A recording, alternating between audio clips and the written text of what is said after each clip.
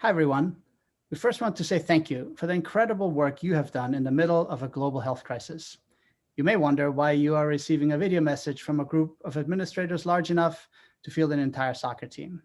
As you know, there have been a number of conversations at schools, at board meetings, at central office about the struggles that have come as a result of this COVID-19 pandemic. Many of the more recent conversations have focused on the amount of work students have to complete and the high number of failing grades. I know that sometimes that can come across as a conversation that's purely about what you as educators need to change or fix, but that is not what we're talking about, and that is not the intent. This pandemic has created enormous burdens that school staff face every day. As teachers, you have been asked to reinvent school on short notice, to create learning environments that are fundamentally different from a year ago, and to work with students in Zoom sessions where you are looking at a screen full of empty rectangles. When you began this process, there were no milestones of what could reasonably be expected to be accomplished in a day, week, or month.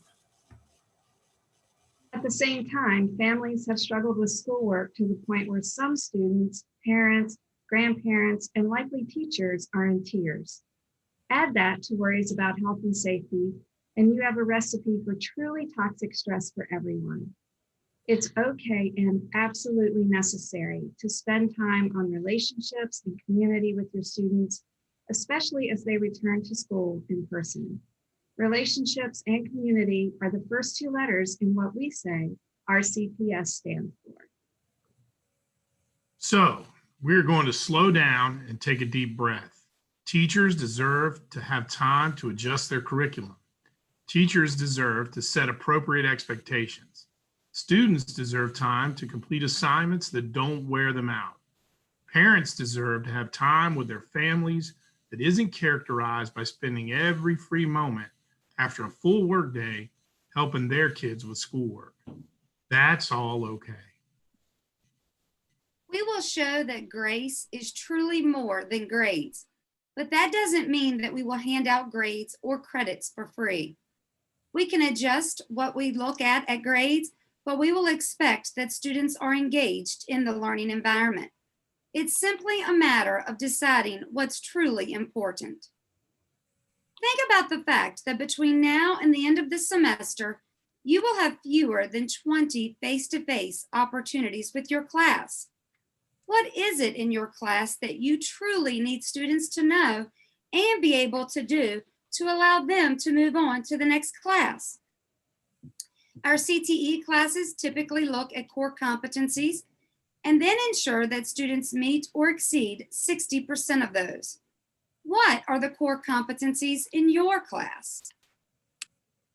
If you had students only for a few days, what is it you'd focus on? You have permission to do things differently. Like the ex-ambassadors put in their song, Renegades, long live the pioneers, rebels and mutineers, go forth and have no fear. So what are we going to do? When it comes to curriculum and expectations, teachers will have opportunities to narrow their curriculum in collaboration with other teachers, administrators, and content area supervisors. This truly needs to be a process where you work with each other rather than being told what it's going to be. When it comes to grades, we will be gracious without eliminating expectations. Teachers realize that good grades motivate students who value good grades, and bad grades don't motivate anyone, with the possible exception of a few overachievers. In order to adjust for the unique circumstances you and your students are facing, we will split the semester into two portions, one prior to November the 16th and one after that date. We won't store separate grades or print report cards for this split, but rather use it as a way to think about two different portions of the semester. On the most basic level, we are saying that a student who failed the first portion should be able to pass a class if that student completes C-level work. One of the most important pieces to reconsider here is the concept of a zero. In order to accomplish the idea of allowing students to pass with zero work for the second half of the semester, the lowest grade for the first portion, or let's call it T1, will be 40%. And from here on out, 40 will be the new zero. No grade lower than 40% will be assigned. Remember, a student who continues to work at a low, very low level, or does no work at all will not benefit from this change. This is a chance for students to pass a class within reasonable expectations. A student who fails a class can repeat it, and that's okay too. In addition to setting a floor of 40% for a T1 grade and 40% is the lowest possible grade on an assignment, we will set the weight of the first portion, the T1 grade, to 40%, creating a 60% weight for the portion of the class that begins on November 16th. Just to repeat this, we continue to expect work at a reasonable level for a student to pass a class. Students who already did solid work but have seen lower grades than they would have in a regular environment will have a chance to pull their grade up because of the higher weight of the second half of the class with a modified workload where that's reasonable. We will send out details about what this means for your work in the Power Teacher gradebook. We will take care of most of the work on our end. You will have to adjust a few grades, but that will amount to no more than manually overriding some T1 grades, not individual assignments. Only what will be the T1 grade. While we continue to work on the physical environment at our schools by improving ventilation that rivals that of standards for hospital rooms in some cases, and by continuing to insist on staff and students wearing masks and maintaining their distance whenever possible, we are also focusing on the emotional safety of our learning environments. In order to accomplish this, you have permission to be creative.